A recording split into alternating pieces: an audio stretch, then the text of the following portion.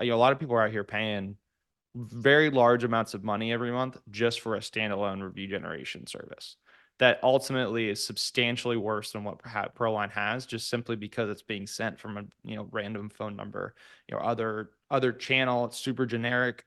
Whereas because it's built just by nature being built into Proline, it's being dropped through that sales rep's Proline number and email. Super personal. And like you're saying, like because there's that personal connection to the between the homeowner and the rep, it's just so much more effective. Yeah, they're not having to click some random bubble and go to some link.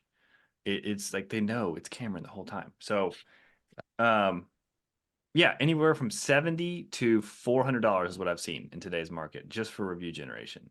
I've seen, I mean, and I've paid it too. I've paid that money. So Before Proline had it. before Proline had it. Yeah. So no, that's super interesting. And that makes a lot of sense. Um, so let's talk about production statuses. This is something that I've been mulling over because it's something we've had some requests for, where people want Proline to what I think people are wanting is they want to be able to go into the calendar, into the calendar Proline, select production to see only production events, and then they want to be able to filter by a status. So filter based on whether a job is on hold, whether it's in progress, whether it's complete. They want to be able to see that in on the calendar or in their list of jobs that are currently in production. They want to be able to see.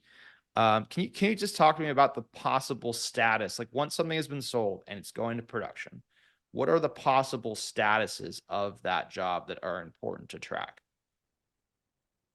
Production management has always been my least favorite thing to do and my weakness.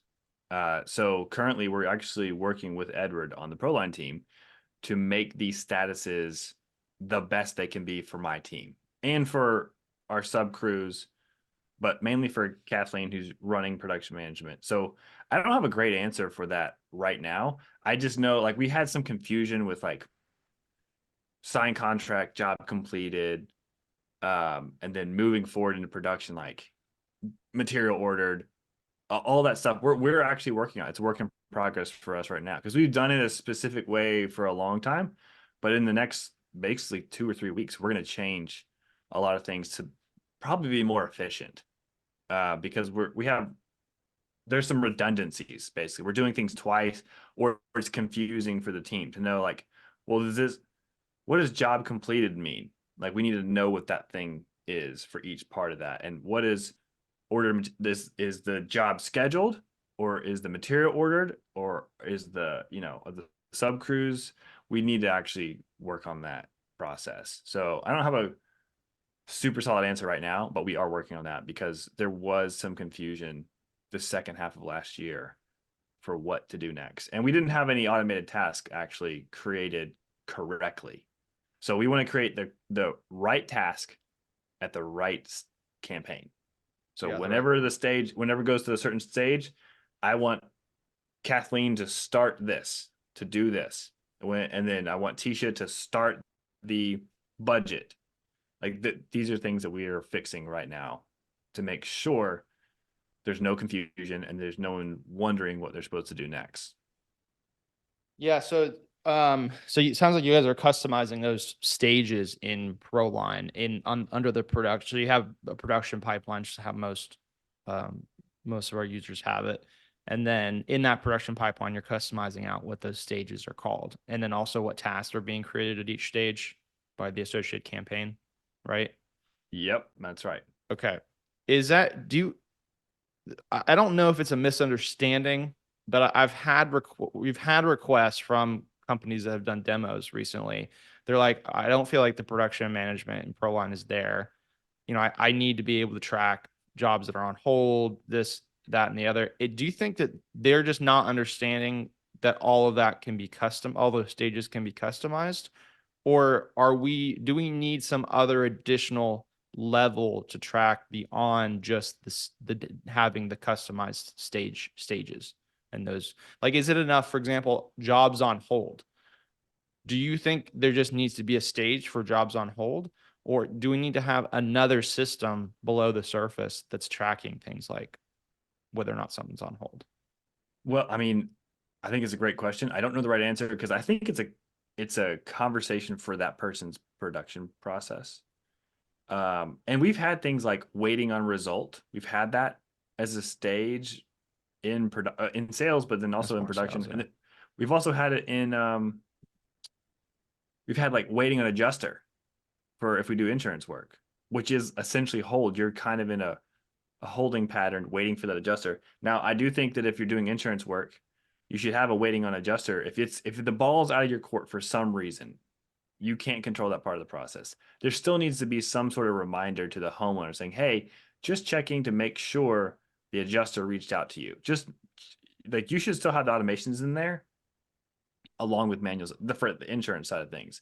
But even if it's retail, having job on hold for whatever reason, like we have one right now. We have one that like they changed the color twice, and then it's going to snow probably in Georgia on the day that they're supposed to install. We think so.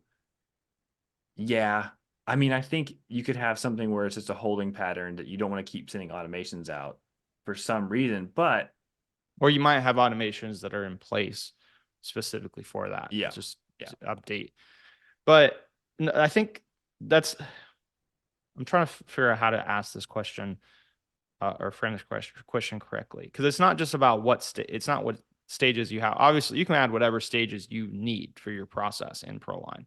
What I'm trying to figure out is, do we need to have something beyond stages?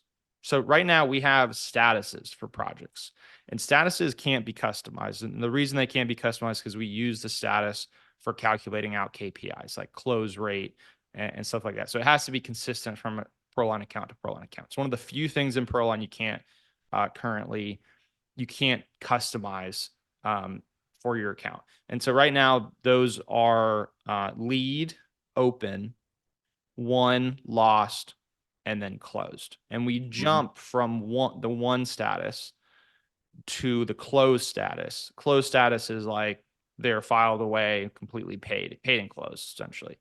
And we use these statuses in our business reports. And then you tie them to stages. So as you like, different stages will be tied to different statuses. And one of the things that I'm trying to figure out if it's necessary, I don't want to overcomplicate this if it's not necessary, but one of the things that I feel like people are asking for, they don't know exactly how the system works. So, but I feel like they need this to solve the problems that they're trying to solve, is if we added some additional statuses, hard uneditable statuses in Proline for production related things like on hold, in progress.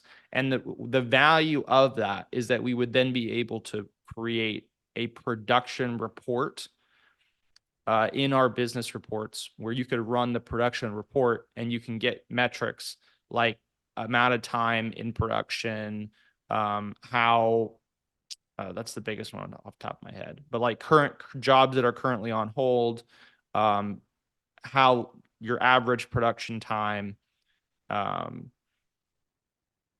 I mean, I'm sure we could come up with other Yeah, there's metrics a lot of to ways that could be useful. Yeah,